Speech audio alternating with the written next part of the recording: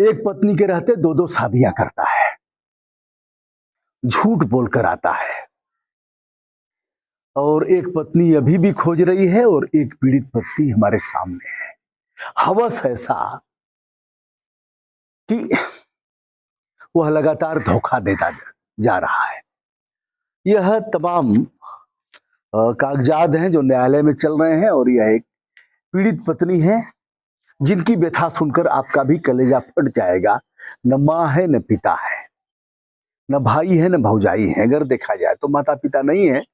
माता पिता शादी करते हैं यह सोच करके कि नया परिवार होगा, और अग्नि को साक्षी दे करके पति 7 फेरे लगाता है, और उसमें सप्तपदी पढ़ी जाती है जिसमें महिला कहती है कि कुछ भी करोगे तो पूछ करके करोगे, और वह 7 वचन निभाए जाते हैं अग्नि को साक्षी दे करके। लेकिन एक ऐसे बेवफा, ऐसे पति के बारे में हम बात करने जा रहे हैं जिसके बारे में आपको जानना जरूरी है। ऐसे लोग समाज के कोढ़ और कलंक हैं जिनके सामने मैं बैठा हूं। इनका न कोई घर है, न कोई द्वार है, न कोई माँ बाप, सब चले गए। शादी इनकी होती है काफी देख करके, अच्छा बर देख करके, देखने में सब कुछ ठीक ठाक था, दान दहेज दिया गया। 2005 में विवाह होता है और गौना रखने की प्रथा है। शादी के बाद 3 साल, 4 साल, 5 साल गौना रखा जाता है, 1 साल भी रखा जाता है। अलग अलग प्रचलन है। जैसे हमारी भी शादी हुई थी तो गौना रखा गया था, तो उसके बाद श्रीमती जी का पदार्पण हुआ। शादी लोग कर देते हैं कि ठीक है हो जाए भैया, उसके बाद अपना हम लोग और तैयारी करके गौना करेंगे। ऐसा ही हुआ। माता पिता ने शादी किया और फिर 2009 में गौना हुआ और सब कुछ ठीक ठाक रहा। आप चली गई गाजीपुर से फिर पुणे चली गई, महाराष्ट्र में, और वहीं रह रही थी। दोनों जगह रह रहे थे। अच्छा, यहाँ भी रह रहे थे, वहां भी? ससुराल में भी और पुणे भी, दोनों जगह रह। दोस्तों, हम गाजीपुर में हैं और गाजीपुर एशिया का सबसे बड़ा गांव गहमर है, और करुणासा के किनारे इनका गांव है। गहमर में शादी होती है, धूमधाम से शादी हुई, जितना कुछ करना था किया, और फिर इनको लेकर के वह चला जाता है पुणे में, ट्रांसपोर्ट में काम करता है। साल 2 साल ठीक बीतता है। 3 साल से सारे परेशान किए। 3 साल से परेशान किए। फिर यह कह करके, क्या कह करके पुणे से भगा? पुणे से बोले कि मेरे पिता का हाथ टूट गया है और हमको जाने दो। तो हमने बोला कि हाथ टूट गया है तो हमको भी ले चलो।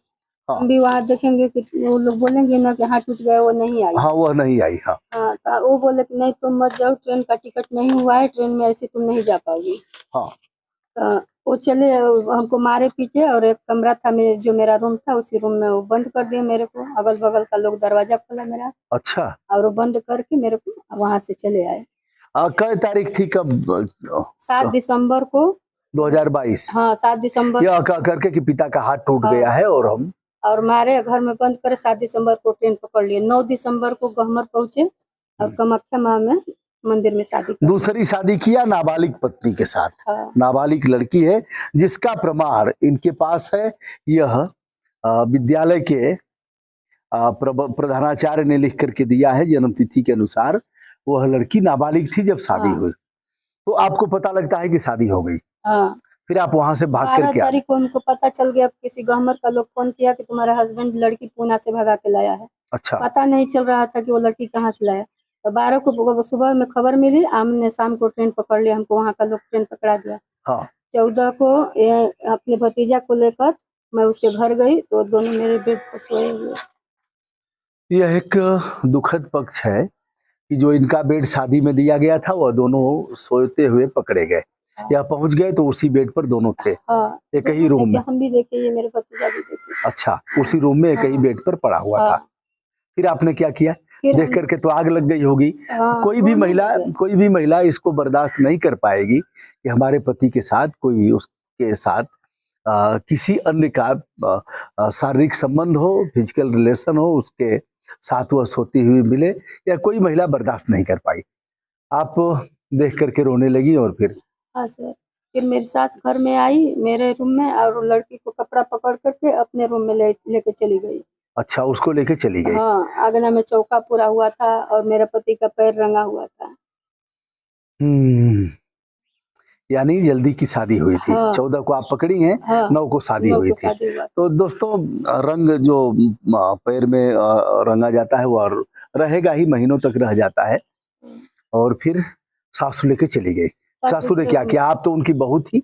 हाँ, तो ससुर द्वार पर से आए तो उनका वो हाथ, वो बोले थे कि हाथ टूट गया, लेकिन हाथ उनका बंधा हुआ नहीं था, ऐसे खुला था। अच्छा। फिर मेरे मायके से बहुत 10-12 लोग गया, मेरी बुआ सब लोग गया था। तो पंचायत हुआ, फिर 23 तारीख को पंचायत का मान्य रखा गया कि 23 तारीख को पंचायत हो। वो लोग बोला कि 23 तारीख को, 23 तारीख के भी हमारे मायके से लोग गया, लेकिन वो लोग न रखने पर तैयार हुए। हम लोग बोले, मेरे मायके का लोग, भतीजा लोग बोला कि इसको कम से कम 10,000 15,000 रुपया देगो तभी तो खर्चा चलेगा। आया तो खेते नामे कर दो, अगर इसके पास तो पति था वो भी छीना गया।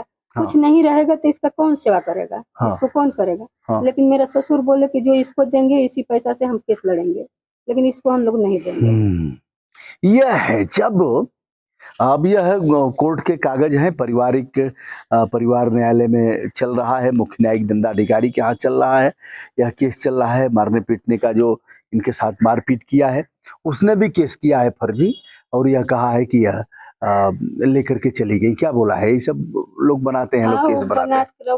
पुणे में मैं गहना मेरा था और मंगलसूत्र जो करवा चौथ में तीज व्रत में पहनी थी, तो जब वो मार दिए थे ना, तो हम सोचे कि बक्सा में से कपड़ा निकाल रहे हैं, लेकिन वो कपड़ा के साथ साथ बात उनकी वो मेरा गहना निकाल लिए और गहना निकाल करके लेके वो अपने गाँव आ गए। अब यह दम्भ, यह कहना कि जितना हम देंगे उतने में केस लड़ लेंगे, तो अगर इस तरह के मामले लंबित नहीं होते, इस तरह से कितने दिन से धक्का खा रही हैं आप कोर्ट में? 6 महीना से।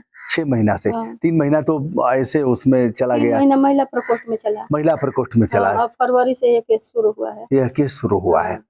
जिस तरह से MP MLA कोर्ट बनाया गया है और खट खट खट खट मामले आते हैं, निस्तारित होता है, ऐसे मामले इसमें भी होने चाहिए। यह नाबालिग लड़की के साथ शादी कर रहा है और इसके प्रमाण भी हैं, और इन्होंने जब भाग करके आया है तो इन्होंने पैसा दिया, तभी आप वहां से निकल पाई। नहीं, हम आए थे ना। तो फिर 3-4 महीना रूम मालिक फोन करने लगा कि आओ मेरा रूम का रेंट दो। तो हमने कोर्ट में अपने आदमी को फोन कई बार पकड़ाया कि फोन लो, रूम मालिक से बात कर लो, पैसा दे दो। तो उन्होंने बोला कि नहीं हम नहीं जाएंगे। तो उनके पिता बोला रूम मालिक से कि हमारा लड़का मर गया है, उसका प्रूफ मेरे मोबाइल में है, रिकॉर्ड है।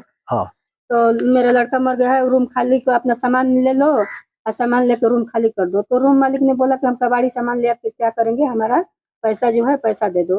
तो वो नहीं गया, तो फिर हमको जाकर के रूम खाली करना पड़ा। रूम खाली करना पड़ा और उसने इसका प्रमाण पत्र दिया है। तो निशा, कैसे न्याय मिलेगा आगे? अब आप ही लोग ने सर करवाएंगे। वह उसी के साथ रह रहा है। अच्छा, एक लड़की और घूम रही है, उसको खोज रही है पूना में। उसके साथ भी की शादी किया है। हाँ, शादी किया क्या, लेकिन वो बोल रही है कि मेरा पति बोला कि 8 दिन में जाएंगे, कंपनी के काम से जा रहे हैं, 8 दिन में तेरे पास आ जाएंगे। जिस तरह से इनसे झूठ बोल करके आया कि हमारे पिता का हाथ टूट गया है, मैं जा रहा हूँ, उसी तरह से उसको भी झूठ बोल करके आया कि हम जा रहे हैं कंपनी के काम से, फिर आएंगे, फिर 8 दिन में तेरे पास आ जाएंगे। तो आज तक नहीं लौटा। वो अभी खोज रही है और यह केस लड़ रही है। ऐसे भी गंदे लोग हैं जिनका मामला है। निशा को कैसे न्याय मिलेगा? निशा जैसी तमाम महिलाएं भटक रही हैं थाना पुलिस से लेकर के, और परिवार न्यायालय, जनपद न्यायालय के चक्कर काट रही हैं। उनको अगर आर्डर होता है देने का महीने का, तो उस आर्डर का भी क्रियान्वयन नहीं होता है, फिर उसके बाद कोर्ट में जाती हैं और यह चलता रहता है। वकील साहब लोग क्या कहते हैं कि वकील साहब लोग कहते हैं कि इतना जल्दी तो केस खत्म नहीं होगा, न्याय मिलेगा, लेकिन अब कब मिलेगा? मैं तो परेशान हूँ। वो तो राज में है, उनका तो पति मिल गया, मेरा तो सब कुछ छीन गया। मेरा है क्या? मेरे पास कुछ नहीं है। तो हम सास क्या बोली कि यही? सास बोली ना कि यहीं रहो, गोबर पात के रहिए, यहीं रहो और गोबर पात हो। ऐसे पहले होता था, जब कानून का राज नहीं था, ऐसे होता था। 2-3 शादियां होती थी, लोग छोड़ देते थे। एक दुखद यह है कि निशा को बच्चे नहीं है। अब बच्चे नहीं है तो कोई अपराध तो है नहीं। हो सकता है कि उसकी भी कमजोरी हो। हाँ सर, या भी तो भी कमी आता था, वो उसके भी कमी आता था। तो अगर बच्चे नहीं हो रहे हैं, मान लीजिए बच्चे पैदा नहीं हो रहे हैं, तो इसका और भी रास्ता है कि हम अगल बगल के बच्चों को ले लेंगे, परिवार में कोई बच्चा होगा तो उसको हम लेकर के करेंगे, अथवा अनाथालय से। हाँ अनाथालय से आप ले सकती थी। हाँ ले सकते, तो रिकॉर्ड है आपको जो दिखा रहे तो उसमें है। हाँ। तो बोला कि हमको ऐसा बच्चा नहीं चाहिए, हमारा घर का लोग पानी नहीं पिएगा, दर देहात का लोग, ऐसा हम बच्चा ले लेंगे। तो इस तरह से जकड़े हुए लोग हैं। तो हमारी शुभकामनाएं हैं निशा के साथ। यह भारत की बेटी हैं और भाइयों बहनों, बेटी बचाओ बेटी पढ़ाओ, इसे नहीं चलेगा, करना पड़ेगा इस पर भी। यह निशा का अकेले मामला नहीं है, तमाम ऐसे लोग हैं जिनके ऐसे मामले हैं, भटकते हुए आपको हर न्यायालय में मिल जाएंगी, थाना पुलिस के चक्कर काटते हुए। एक बार इनको देख लीजिए और किस तरह से भुगत रही हैं, दंड भुगत रही हैं। और ऐसे बहसी लोग, ऐसे गंदे लोग और ऐसे इस प्रकार के चरित्रहीन लोग पता नहीं कितने लड़कियों का जीवन बर्बाद करेंगे, कहना काफी कठिन है। बहरहाल मेरे स्तर से क्या हो सकता है, मैं पूरा प्रयास करूंगा। और मैं यह कहूंगा, कई बार इनके दिमाग में यह बात आई कि हम अपना जीवन समाप्त कर लें, आत्महत्या कर लें, और अब रह करके ही क्या करेंगे, कोई सुन नहीं रहा है। मैंने समझाया है, बहादुरी के साथ लड़ना है, अंततः सत्य की विजय होती है और कानून आपके साथ है, लोग भी आपके साथ हैं। अगर उसने गंदा काम किया है तो उसको दंड भुगतना पड़ेगा। हमारी शुभकामनाएं आपके साथ हैं।